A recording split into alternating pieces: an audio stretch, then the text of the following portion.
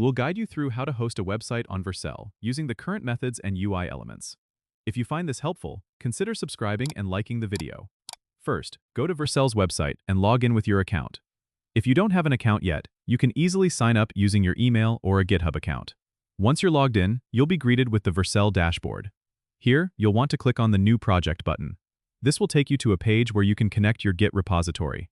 Vercel supports GitHub, GitLab, and Bitbucket, so make sure your website's code is stored in one of those platforms.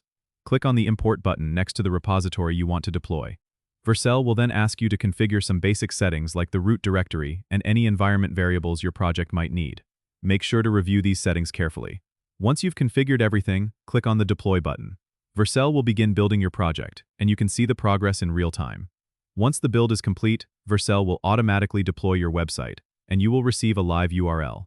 You can view your website by clicking on this URL. It's that simple.